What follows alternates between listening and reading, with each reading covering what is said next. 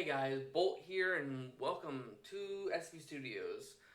So we're here to kind of do a quick summary of Amnesia: The Dark Descent, and then as a quick thing, I got like about a note worth of Justine the DLC. So originally I was gonna go date by date by date, but I don't think this game requires that because it's just like for the most part it's hey I went here, I went there, I talked to this person, talked to that person, and I think to make sure people just understand this is just to kind of simplify and summarize the story. So if I go day by date, you might as well play the game yourself again. You really should experience the game as it gets played, or you see someone play it. But anyways, Amnesia: The Dark Descent. We have Daniel, the POV MC. He gave himself amnesia to have his best chance against the Shadow, an entity connected to an orb discovered in a tomb in Algeria. Him and a few other people went exploring, went into this tomb, found it. They left. He left to take the orb away so that he can get away with this artifact, and that group died. Um, a note is left to Daniel by himself to find Alexander, owner of the castle Barenberg, and to kill him for his misdeeds. Um, as you venture through the game, we hear conversations and read notes that fill in the story with a better explanation, starting with Daniel and his journey with the orb. He learned that the orbs have been depicted throughout history, being used by like bigger figures like the Egyptians and stuff, people of power basically. But the shadow always seems to follow, and it's basically when this orb is misused, the people in the path to that user with the orb, anyone dies. So Daniel, through a lot of the notes, says, "Hey, I want to go see this old friend of mine, or this person, or that person."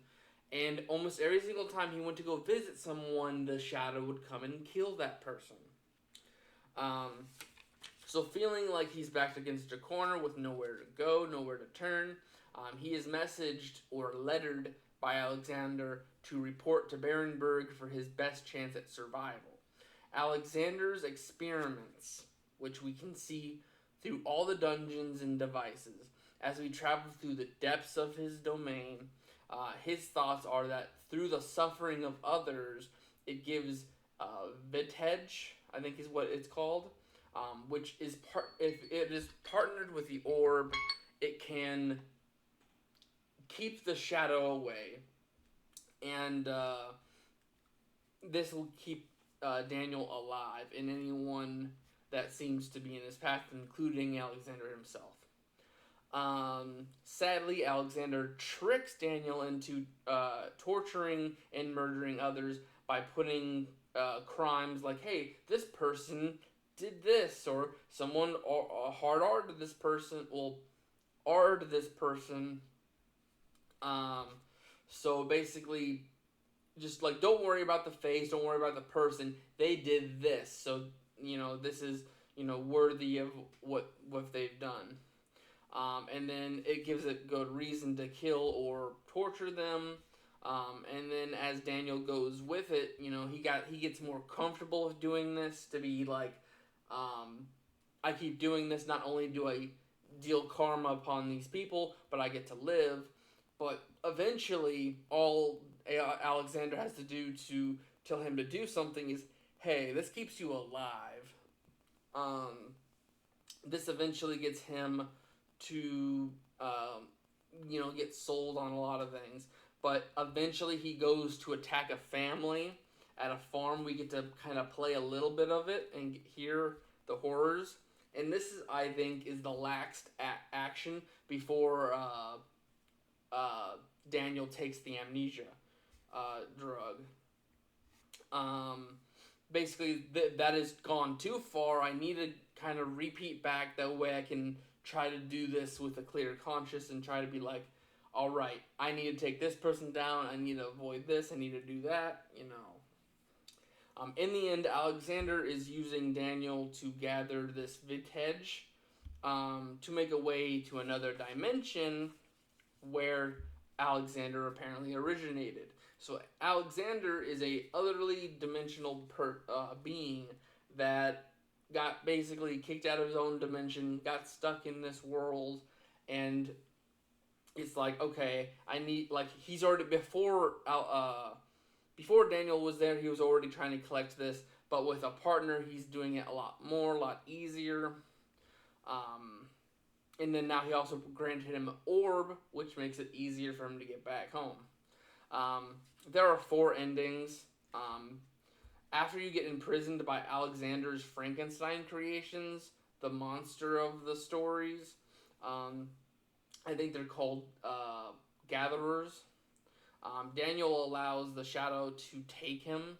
So basically, instead of like continuing on to get revenge on Alexander by busting out of the prison, you can just sit there and let the shadow come and get you.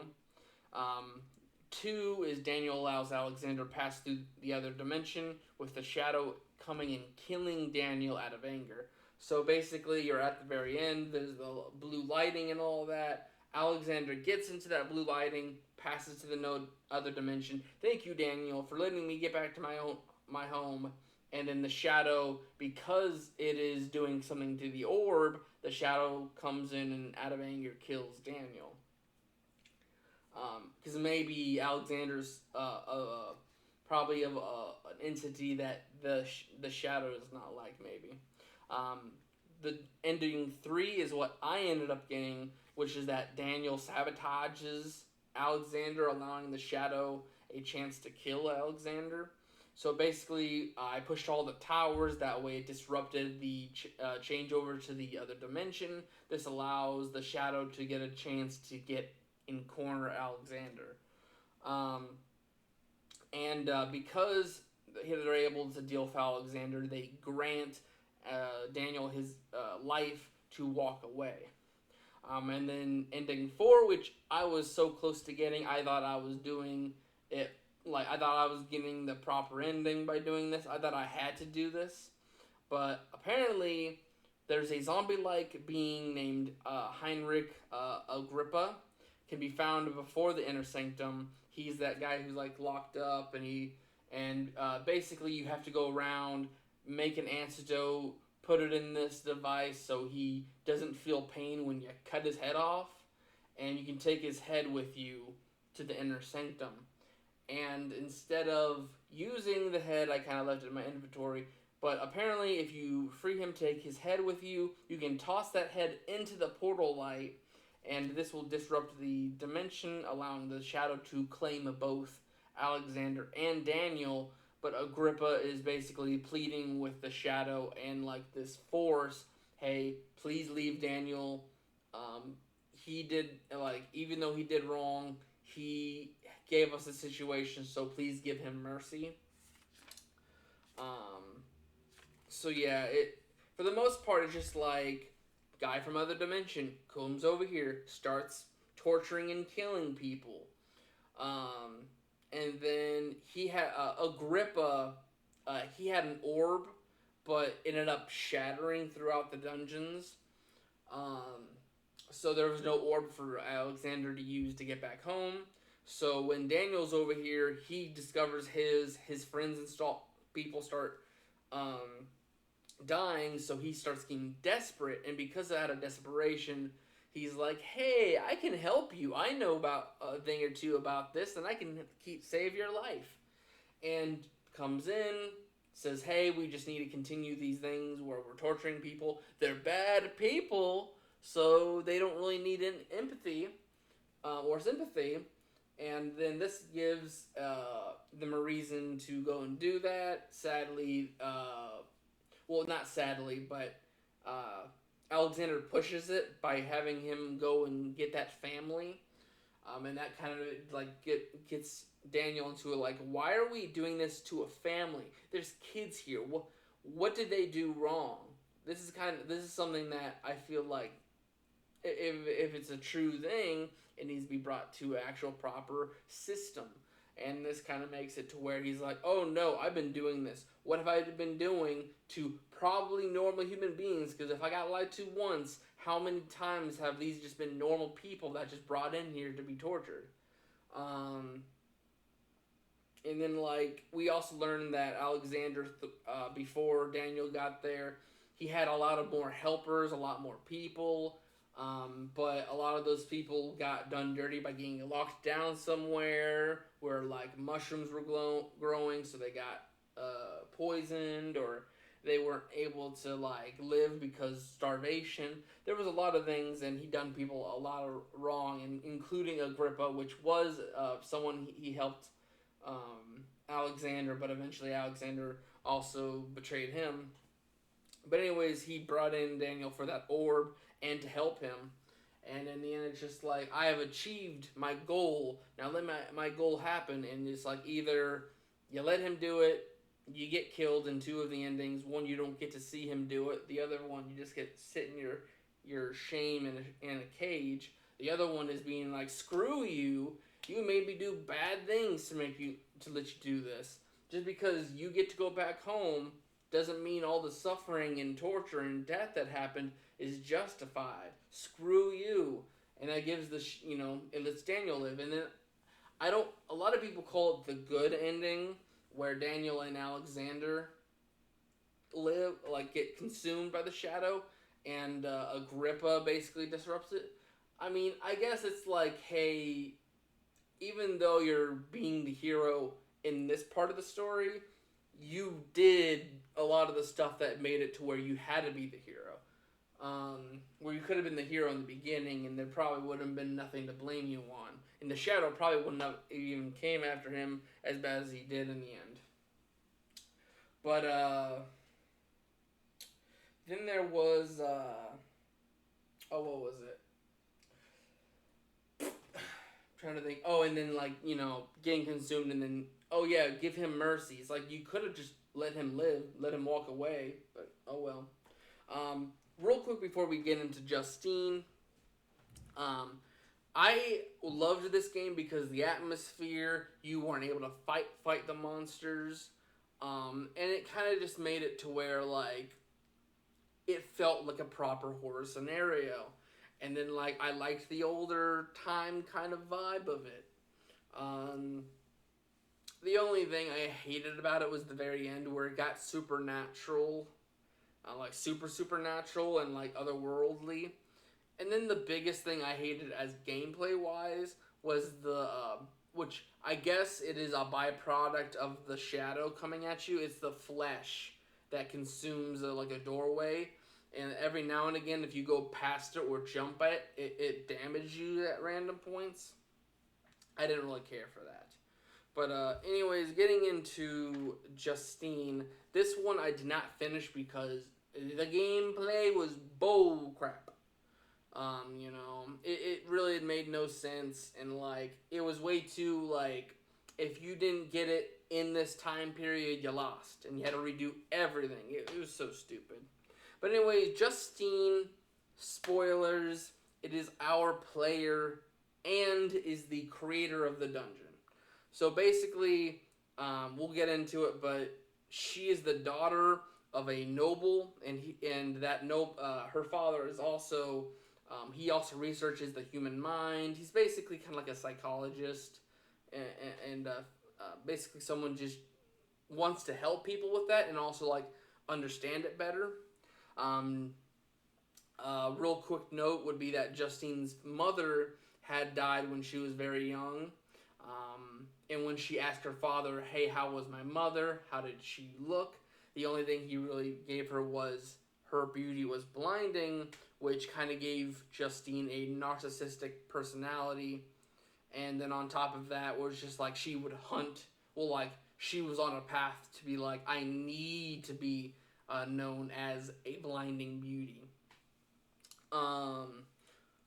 But a big thing that is noted is that she does have a mental disability or like something mentally wrong. Her father does try to help her in an early age, and try to like research it and help her.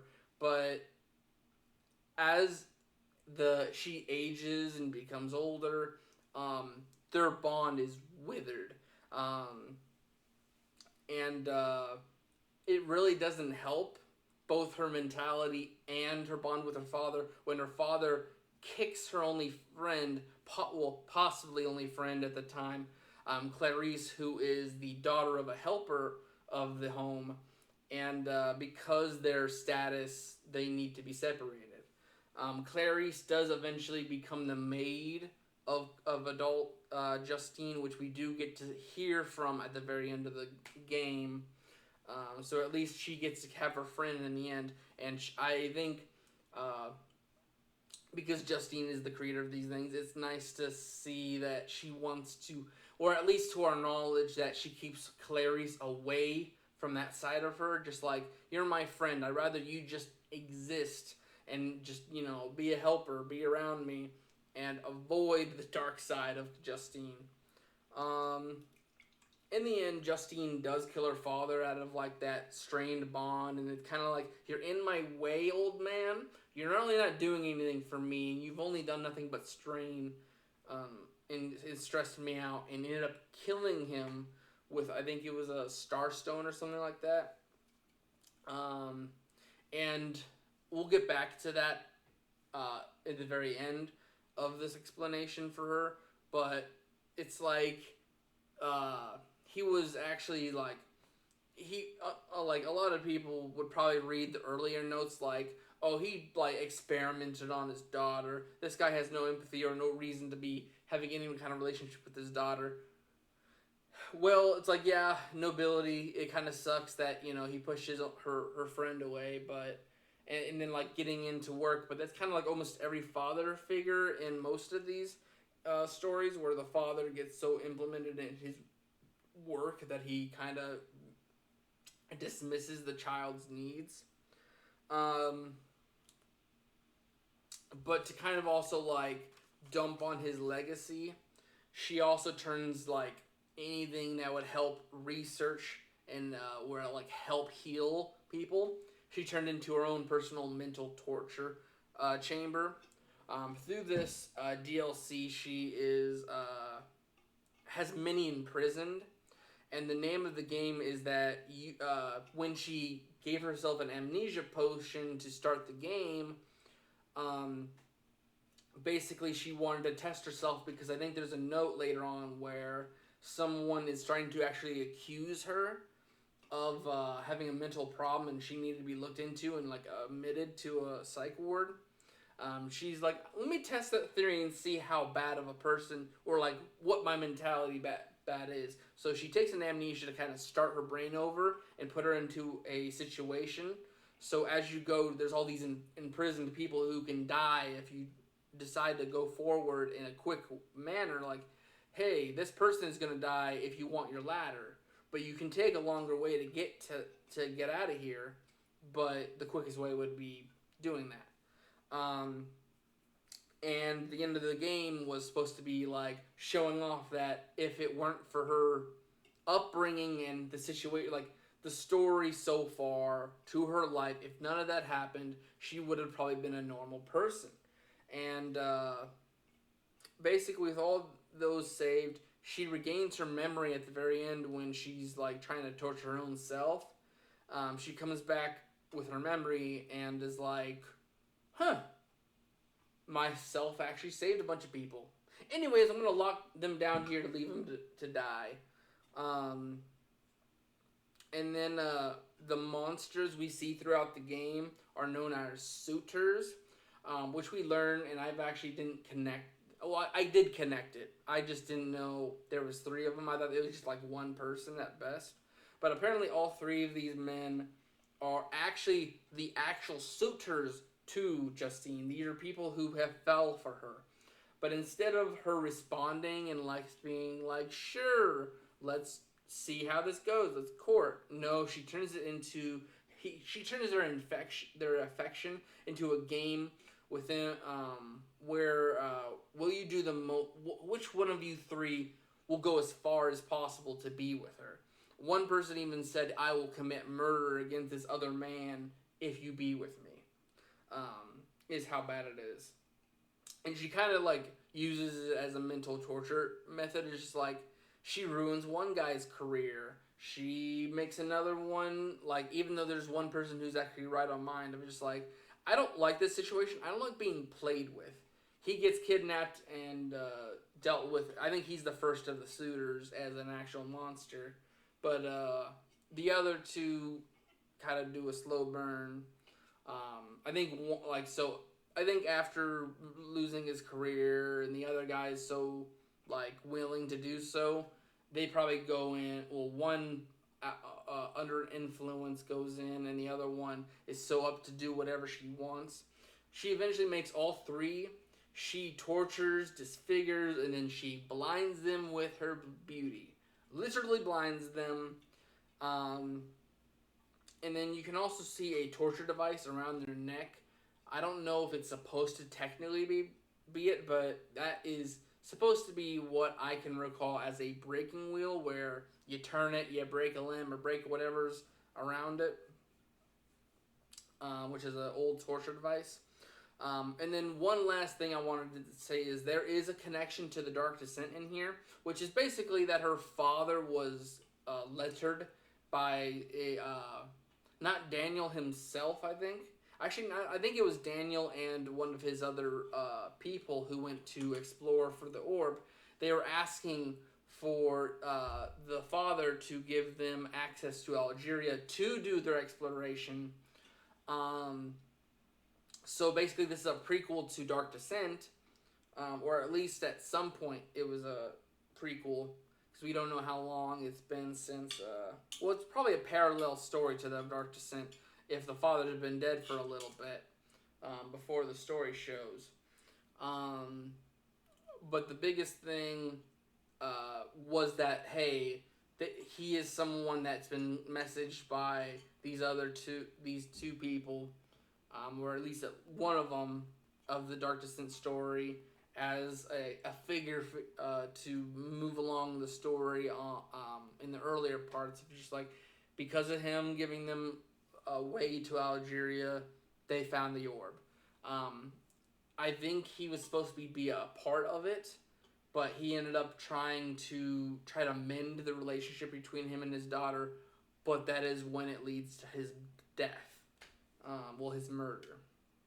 But anyways, yeah, that's about it for the Justine and Dark Descent story. It's kind of just like very screwed up people, or one person out for himself, uses others, and then betrays those others. And then the other person is just like so mentally screwed up and never like fixed in any sense, or like corrected, that she just is like, well, everyone's my play toy because I'm of a noble position, and I'm also one of the most beautiful women in the world. I can do whatever I want with these people and kind of do what my father did and see how the human mind works. But all right. Next week on Wednesday, we'll be having the Machine for Pigs summary. I'm going to start that once I get done with... I'm going to go get myself some dinner. And then I also got to get some time. I think I'm going to try to get Secret of the Mimic summary, or at least my theories, out by Friday. Because I want to delete that game and make room for more. But I'm missing something. Because it was Epic Mickey. Oh, I haven't... Okay, that's what I'm missing. I need to upload that before I forget. I haven't got the next one installed yet. Blah, blah, blah, blah. Oh, wow, that is... Oof. So the biggest Amnesia game is the next game I'm going to play. You guys already seen the first few parts. This came out when? 2020. Okay. So back when the vid was going around, this game came out. Okay. So All right. So we actually have a recent game that we're going to be starting to play here on the main channel. But all right, I'll see you guys next week. We'll be doing more Nancy Drew. I'm hoping that I have enough time to get ahead of schedule for Nancy Drew. It's just this one I'm on right now sucks in terms of.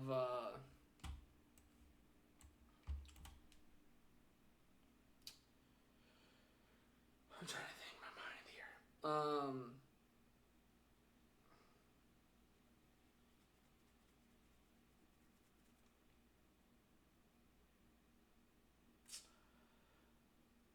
Uh, there's the daily task, and those daily tasks have randomized of like who does what. Like during the rooms, I'm supposed to get towels, and they want me to like at random find towel. Well, have room service. There needs to be room service to get the towels that I need to go do this whole next process to continue the game. So basically, before I can make a video, I have to do that. But you guys are probably already seen it because it is Wednesday. Well, it's gonna be next week. But anyways, so yeah, we're gonna be doing more. It's Nancy Drew. Hopefully, we'll finish that in a video or two, and then we'll have Machine for Pigs Wednesday, and then I'm hoping, I'm not promising, I'm hoping that Secret of the Mimic will be getting its summary video or theory video because a lot of people will be like, that's your opinion. It's in the game, people. I'm not trying to take any random points of evidence. I will say if it's a theory. But anyways, Secret of the Mimic will be having a video hopefully on next Friday. So we got, even though we're coming out of a vacation week, hopefully I'm going to come up with more stuff to do. I need to get jumping back into some games. Now that I got some money to spend, I want to play some actually like half decent games on this channel because I'd like to actually add to it. We're getting a lot of stuff, and I'm sad that I accidentally watched it. We already seen the Walton Files, the new one, the Hotline. I really wish I watched it over here. There's a few other videos I know based on other YouTubers and a few other people I know that there's some other small stuff coming around that we'll be reacting to. I think I might make an extra video just to cover Hotline. I'll think about it, but we'll see. Because basically, as of recording this is the day before. I still got to make Machine for Pigs. I still got to go somehow make some videos for Nancy Drew. I got to stream. And then tomorrow, the day of this coming out, I have to go stream early in the day because I got stuff later in the day to do. So, yeah. Alright, well anyways, I'll see you guys in the next one. Peace.